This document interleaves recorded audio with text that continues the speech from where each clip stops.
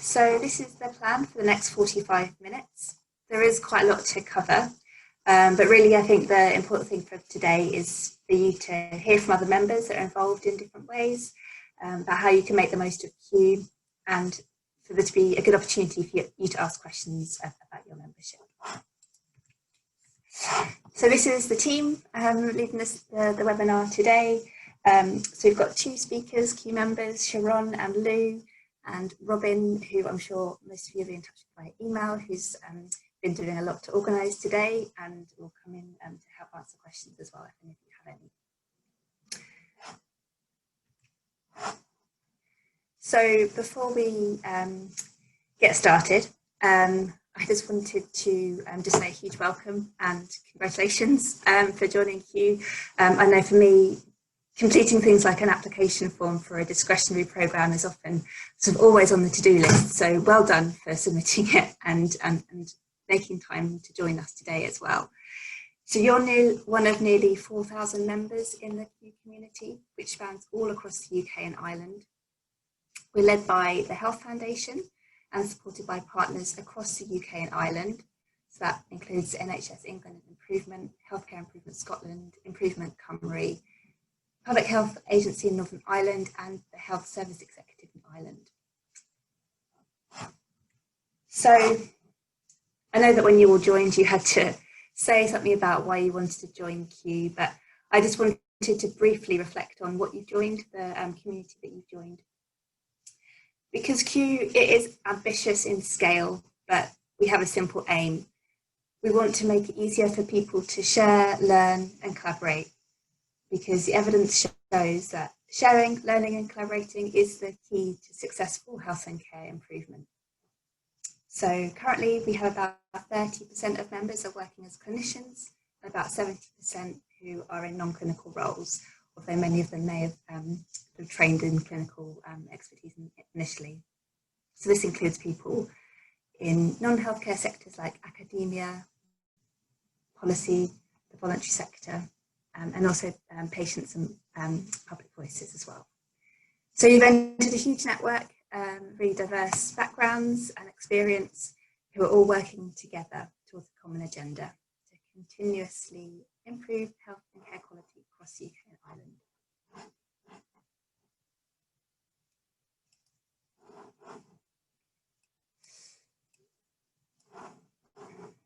Sorry, one moment.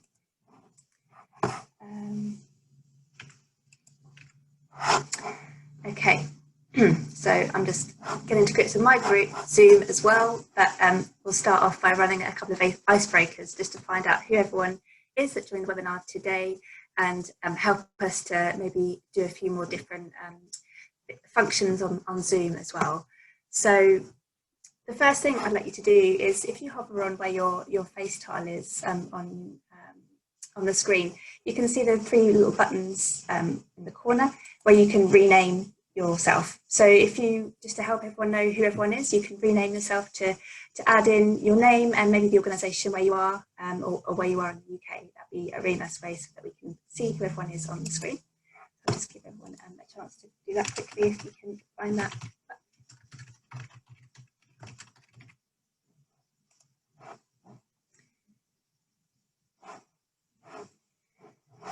Great, okay, and now another Zoom feature.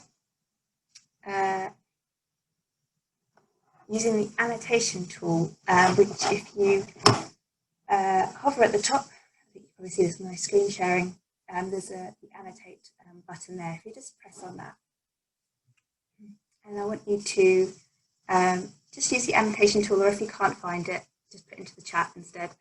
Just place yourself on the map where you're based today.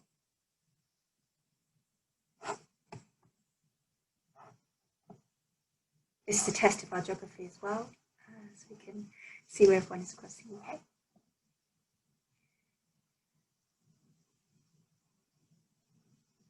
That's great, we've got a nice spread.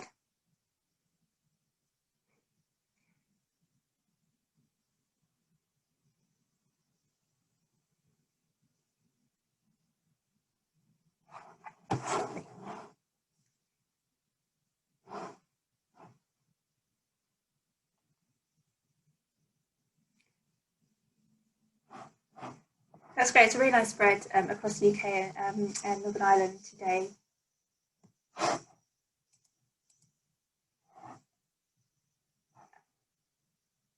And we've got people coming in the chat saying that where they're from as well. So, wow, it's a really good spread. I think there is quite a lot of bias towards the London and South East generally in our membership overall, but today we've got a really nice spread, which maybe goes to show that we're doing really well to really reach out and diversify where we're reaching across the UK and Ireland. I know we did some great things. Great workshop with colleagues in Ireland last week, and hopefully that's boosted the number of people joining from there as well. So it's good to get different perspectives. Okay, Robin, do you want to just get rid of those annotations before I move the slides on? Is that what you have to do? Right, okay.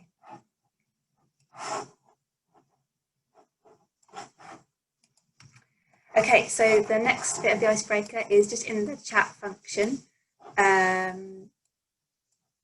I want you to say what you're most excited about in Q, to see where everyone's coming from today. You might not know very much yet, but just let us know what you're most excited about.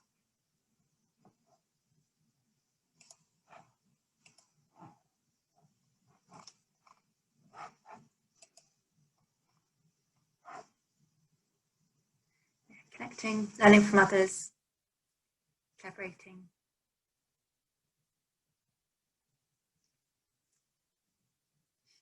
Connecting and sharing, learning. That's great.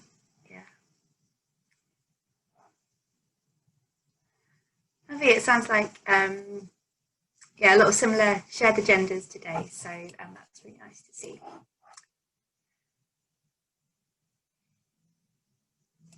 Great. So move on now. So thanks so much for taking part in those icebreakers. I'm going to hand over to Sharon as our first speaker. So I'll stop sharing my screen now and hand over to Sharon and to talk about her experience in Q. Hi, hello everyone. My name is Sharon Weiner-Ogilvie and I'm the Evidence and Evaluation Team Lead in IHAB. It's lovely to see so many people today. So first of all, just to say, I'm quite a new member to Q. I've joined just about a year ago when I, following kind of completed the skill course in Scotland. We've got a Scottish leadership improvement skill that is kind of run by, funded by Scottish Government, and it's once I completed that course, it was recommended to me to join the Q community. So I'm quite new as well. Just in terms of technically, we normally use MS Teams at work, so I'm a little bit new to Zoom, so I'll do my, so just bear with me and I'll try and share my screen. Okay, let's see whether, can everyone see that? Yeah, okay, brilliant. Okay, so first of all, just to say, I've introduced myself. So I work for a national organisation that provides improvement support all around Scotland, and we cover both health and social care. And my team, and I kind of lead a small team of, oops, just trying.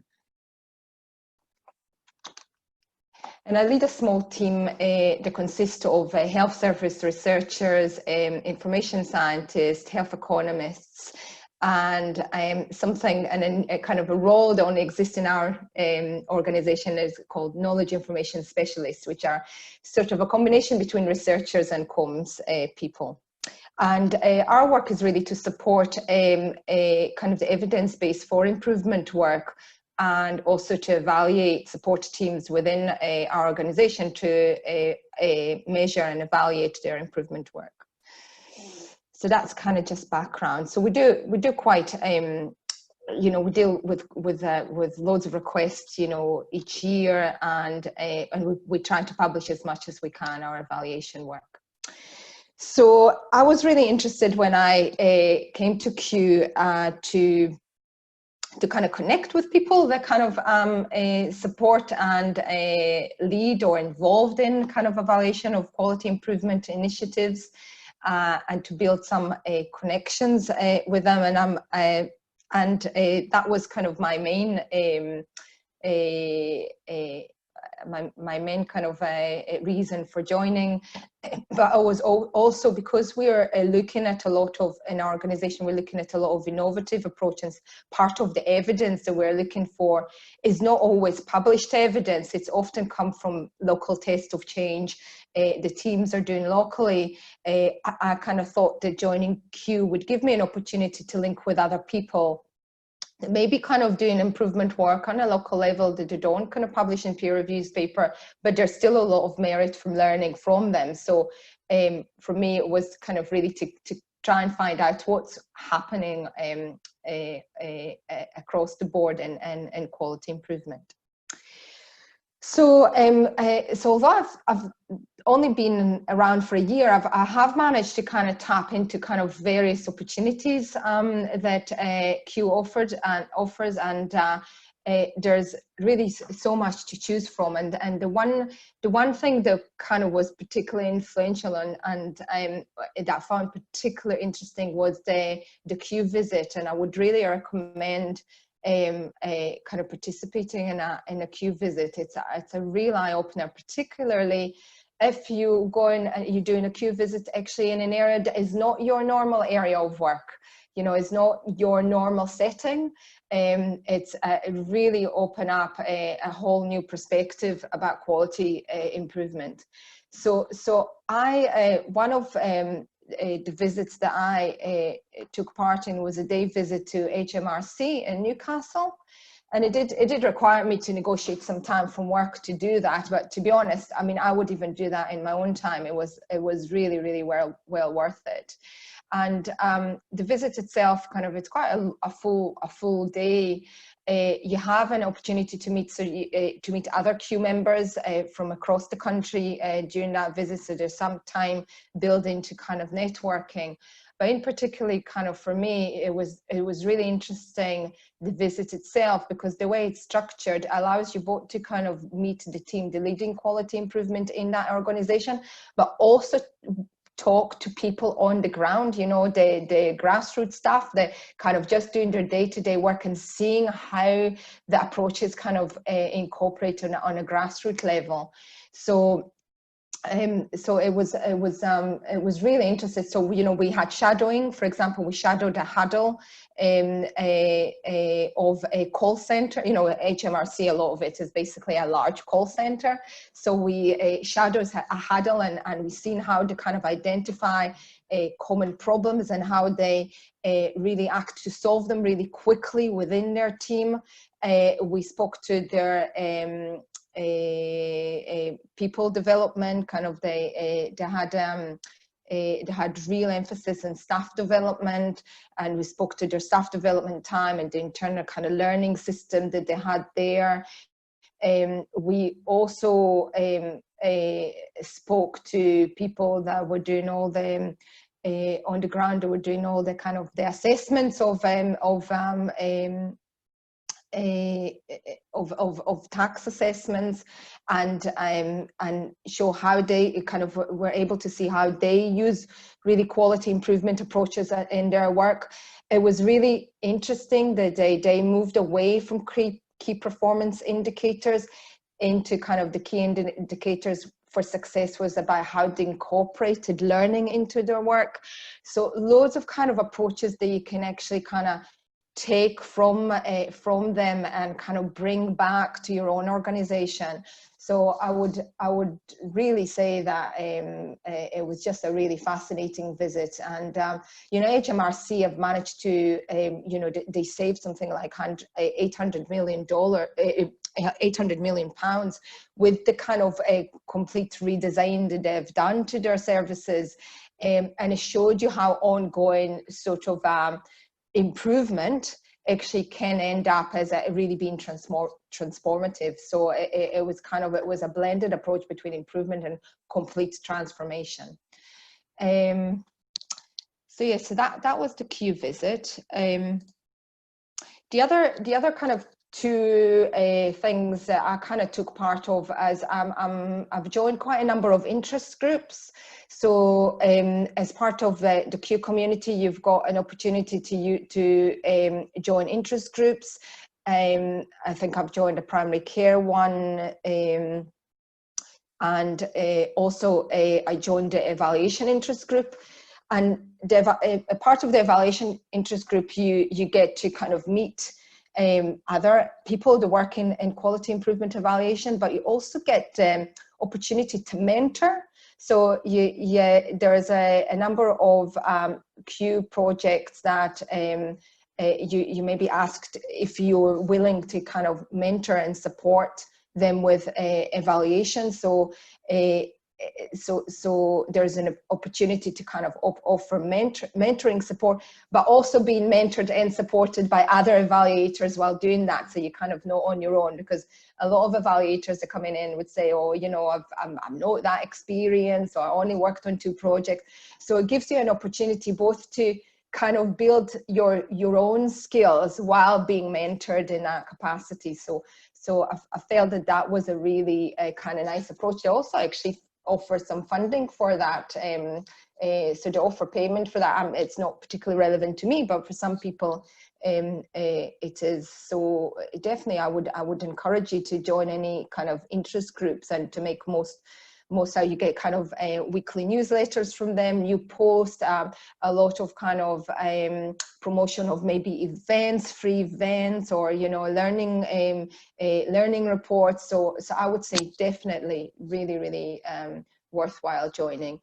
And finally, kind of from my own thing, I also done, we did a piece of work during COVID, around person-centered care innovations during COVID in acute care setting. And I've shared a blog on the Q community, both in terms of raising the profile of that work, but also to kind of get other people to connect with me and maybe share kind of innovations and work that they have done. So again, it's a really good, it takes a bit of time writing a blog, but it's a great, you know, it's actually, in terms technically, it's really easy to submit one. It's again a great opportunity to kind of link with other people. So I think that's kind of just a whistleblow. That's great. Thanks so much, Sharon. Okay, and I'll stop sharing. We'll hand over straight away to Lou now to share your experience. I'm on mute, not on mute. So if I share my screen, where have we gone? There we are. Hello, everybody. I'm just going to pop this onto.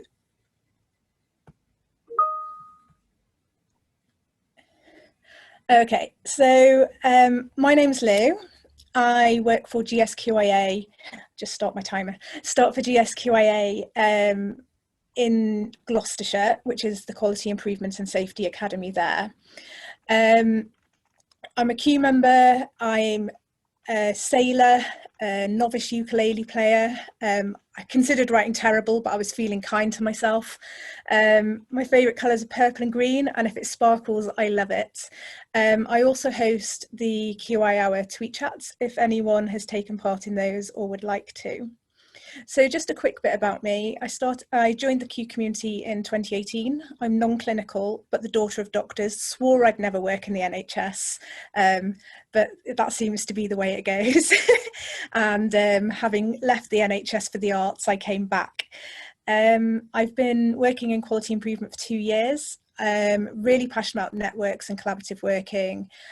Also interested in bridging networks and how networks interact with each other and how we share learning across networks.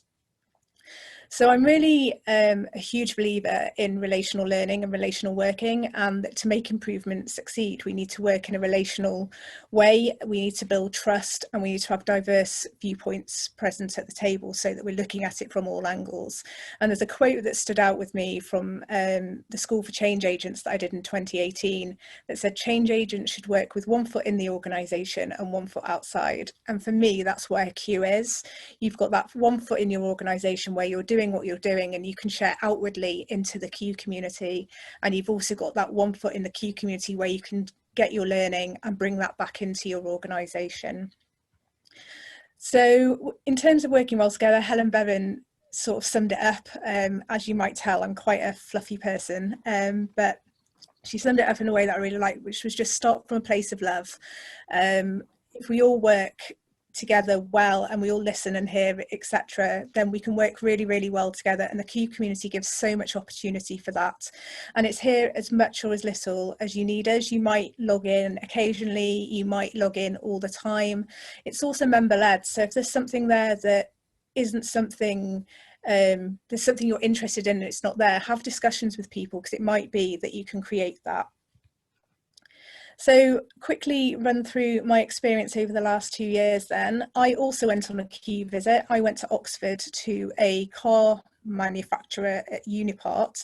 I'm not going to read through all my learning, but I will highlight that there were 3 things that, as Sharon said, I also brought back to my place of work. So there were I mean, this is a brief summary of what I learned. There was a lot of really great learning that came out of that. And I think one of the really nice things was seeing they're really far ahead in their journey. And by visiting them, we could see that we were A, on the right track, which is reassuring, but also B, what it can look like when it's really, really good. And that was really interesting.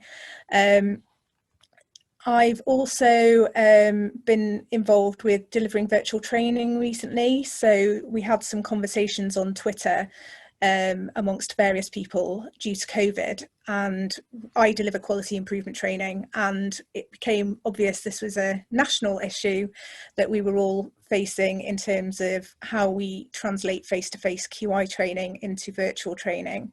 So through some social media conversations on Twitter, we had some small sub-network group videos, we tested some ideas and some platforms, and then Emma Binley, who's another Q member, organised a national Q Zoom, and through that we did some sharing and we created a delivering virtual training special interest group. So this is where I say, if something isn't there that you think there's a need for, that can be created.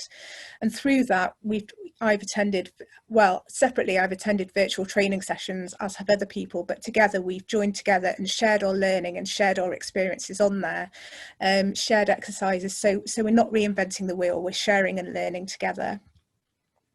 The other thing that I'm really excited to have got involved in through the Q community is the Psychology for Improvement project.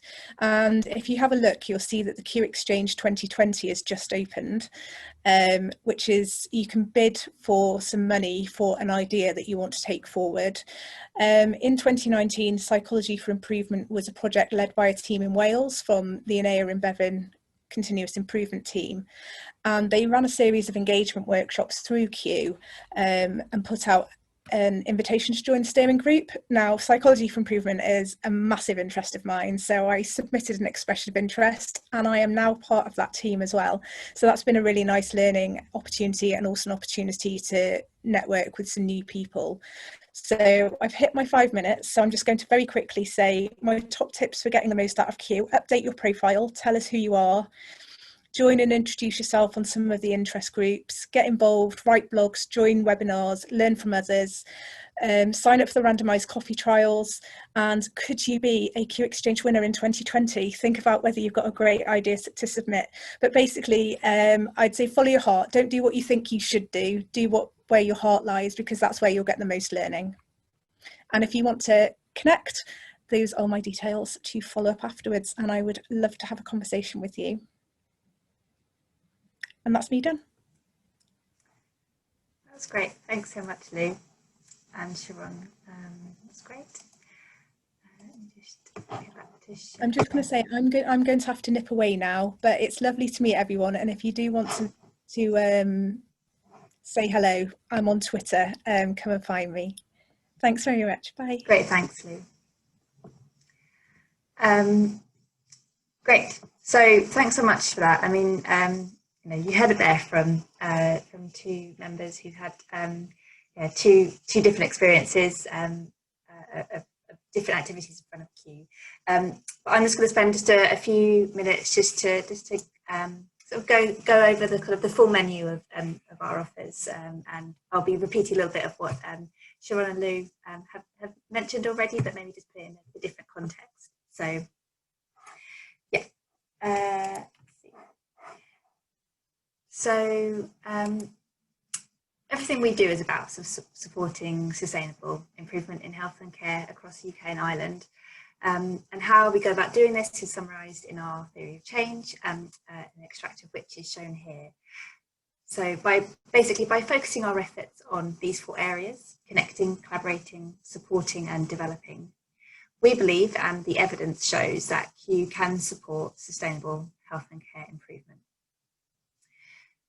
So one of the things we know about our members is how little time people have to get involved as much as they would like. I think it's Lou that mentioned that we're here for as much or as little as you need. So I'm going to reflect on just a few of the ways that you can engage with Q around these 4 areas, kind of thinking about the different time that you might have available for you. So first of all, connecting. I think what came out really strongly from Lou's presentation in particular was that connecting with other members is really at the heart of Q. So if you've just got 5 minutes, follow the Q community on Twitter. Robin does a lot of the social media activity there, and it's really great resource. She creates a lot of really useful content, useful to QI audiences, and link to really active people like Lou as well on Twitter as well. As Lou also mentioned, we've got an online directory, so do make sure you update your profile there. It's searchable, so you can find other people in your region or people who have the same interests as you, and you can always drop them a line if you want to follow up with them that way. If you've just got a little bit longer, take part in the randomised trials, which again were mentioned by Lou. You sign up for a chat and you'll be randomly assigned to speak to another member once a month. You would have had the invitation in your welcome email, but if you've lost it, do get in touch at the end and we'll make sure you can sign up to that. It's really popular, maybe because it's so easy and it's fun, and that's what things like this should be. If you've got a little bit more time, join an event. So the annual UK-wide Q community event this year is being held on the 18th and 19th of November. And unsurprisingly for 2020, a theme of the year is that it's being held virtually. I think it's going to be a really great opportunity because venues often restrict the numbers of people that can come, but a virtual event I think really opens the door to much wider participation. And we've currently got a survey open for members to help us to generate the content for that. So do have a look on our website and let us know what you want to see at that event. There are also a number of local events, masterclasses and networking opportunities that are run by our partners locally. I think many of the face-to-face things are on hold, but there are a lot of active virtual events still happening. So again, do take a look at our website to find out more about what's happening, to connect with others in your area. And if you've got a little bit more time still, you could become a connector. So this is a voluntary role for people who want to be more actively involved in information sharing and network building. So do get in touch if you're interested in a bit more of an active and voluntary role as being a connector in the community. So next, about sort of developing or learning. Q is not a taught course. We're there to complement and provide the infrastructure to support your development throughout your improvement career. So you can sort of dip in and out of things as needed, really, to support the other things that you've got going on. But if you've only got a few minutes every month, do read Communicate. It's our monthly e-newsletter, and that will collate lots of information about the latest learning opportunities, stories from other members, and events that are happening across Q. If you've got a little bit longer, do take advantage of the free subscription that you get as a Q member to journals like BMJ Quality and BMJ Quality and Safety, and also the IHI Open School. This is a really, really useful resource. So don't forget about that as an opportunity if you've got a bit more time to spare for your development. And if you've got a bit more time still, as both Sharon and Lou mentioned, we do run site visits, which are really popular. And I think Sharon spoke really well about actually how inspiring it can be to just go to a different sort of organisation not in healthcare to see how they're doing quality improvement and some of the benefits. So yeah, like as Sharon mentioned, there was a visit to HMRC. There's also visits, we've done visits in the past to GSK, Jaguar Land Rover, but also other healthcare settings like East London Foundation Trust. They are on hold at the moment because of COVID restrictions, but we are planning some virtual learning events, I think, to share some learning from those sessions. So while that is on hold, we are looking at alternatives to keep people connecting and learning. So next, just talking about how we can support each other and influence the improvement context in which we all work in. So if you've just got 5 minutes, as both Sharon and I think Lou mentioned, the special interest groups, you can get involved and support each other through those. Also through Twitter, it's a great place to post questions or answer questions from other members. If you've got a little bit longer, as Lou mentioned, Q Exchange is just launched. That's our collaborative grant funding programme. So you can apply for funding there. So you spend some time to write an application for funding. You can also give feedback to some of the awarded teams. And it's also the Q members who vote for the projects that are funded. So spend some time to vote for the projects that you think are really important and should get funding.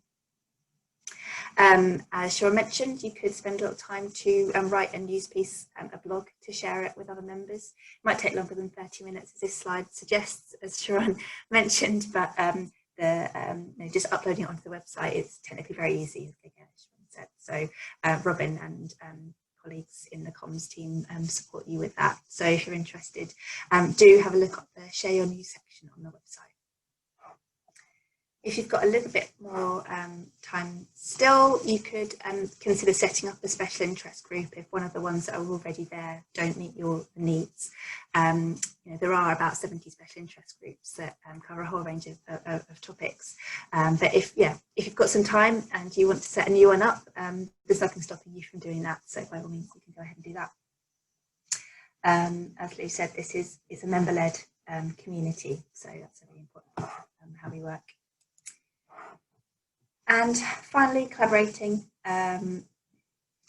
It's a real sort of priority for us to make sure that we're making it easier for people to collaborate on areas of shared interest.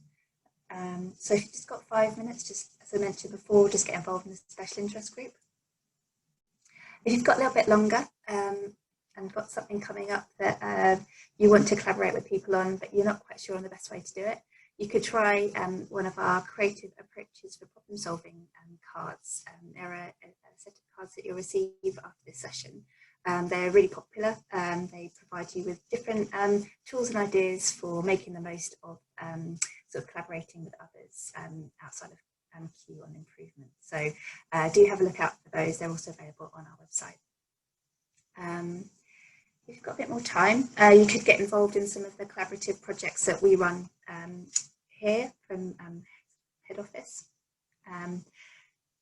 They're really designed to help harness with the energy, expertise and learning of members to ensure that we're using our collective voice to influence decision making and really fly the flag for the important work of improvement. So the Q Improvement Lab is one of those projects. So the Q Lab is an approach to bring improvers together, supported with resources and expertise to make progress on complex system-wide issues to improve care for people. And we've done 2 12-month lab projects on peer support and mental and physical health. The sort of findings and learning from that work is on our website. We're currently in the process of setting up a Q Lab with Improvement Cymru, with Public Health Wales. And recently the team have run a series of collaborative workshops to explore the rapid learning and improvement in response to COVID-19, which I'm sure some of you were involved with. The write-up and recordings of those sessions are on our website, and I think they really are a good example of how you can still run really collaborative workshops using some online tools and resources. So if you're running a virtual workshop and you need some ideas for how to make it work, do check out the information there about what we did. We also run different insight projects to capture and share experiences and expertise of the community. So we've just done a project to capture learning and reflections on implementing video consultations in response to COVID-19. And we've currently got a survey live asking people to build our understanding on the role of improvement during the COVID response. So please do complete that. There's lots of opportunities to get involved. Do see our website for more information or ask any of us if you want more details. So you've heard a lot about how you could get involved. So it'd be great if you could just now think about what's next for you. And if you want to make a public declaration of that, do put it in the chat, the thing that, what we've sort of mentioned today that you think you'd like to be inspired to go away and do now for Q. And then we've just got a few minutes left for some questions, about 5 minutes. If anyone does have any questions, Sharon's still here and Robin's here. If anyone's got any questions for any of us.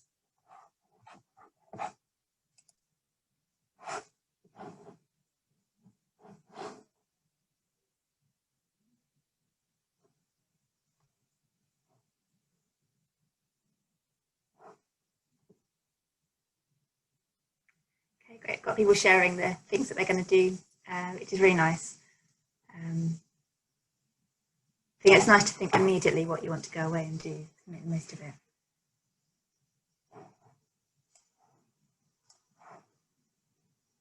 Does anyone have any other questions for Sharon, me or Robin?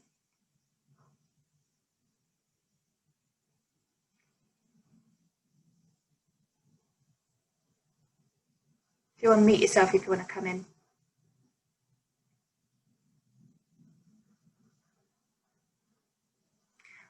I've got a follow-up question for Sharon if no one else has to. Oh, here we go. We've got a question from Rhonda. Do you link to other QI organisations internationally? Well, we do have presence at some of the international conferences. Robin, do you know, would you do anything formal with international QI organisations? I think the main connection might be through the IHI, I imagine. Yeah, I would say that's it. We do like to collaborate wherever possible, and so if possible, we will hold presences at various conferences. Obviously, International Forum is one we love to be present at, and where possible, we'll also be doing presentations and sharing projects that we've been doing throughout the year. Yeah, obviously, unfortunately, currently it's really difficult to get to sort of keep track of what's going on with these international conferences.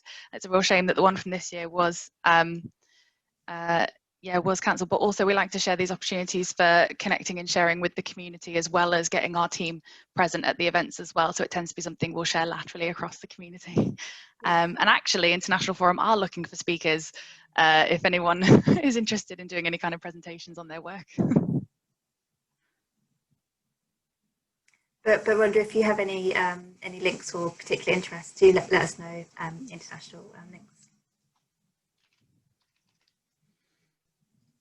Great. Any other questions? Sharon, you mentioned that you wanted to do a blog to help raise the profile of your work and engage with others. Have you had much response from that, from taking the time to share on your blog? We had a real increase in kind of access to our website as a result of that, but I haven't had any direct sort of contacts with that. Yeah, but we have seen a real pick in access. Great. Well, that's something, because as you say, often writing blogs does take longer than 30 minutes. But if you can help raise the profile of your work, and as you mentioned earlier, I think I think a lot of people don't publish the work that they're doing, so it's a really nice way of connecting and raising awareness of all the QI projects that are happening across the country. Okay, so I'm going to go back to the final bit now. We're just keen to get your feedback on how you thought this webinar went. Robin, are you okay to launch the poll? Yes, I will do that now. Great. So if you wouldn't mind just taking a couple of seconds just to give some feedback on how the webinar went today, so that we can sort of improve what we do next time. And there will also be a follow-up email that links to a lot of the things that we've discussed today, including the slides and the recording. And there'll be a survey in there as well if you would want to give any further feedback to us. We're always looking to improve, obviously. So yeah, any other thoughts, please do let us know. Thank you. Cool. Great. Thank you. All right. Well, thanks everyone. Thanks so much for joining. Do you want to share the results of that poll? Sure.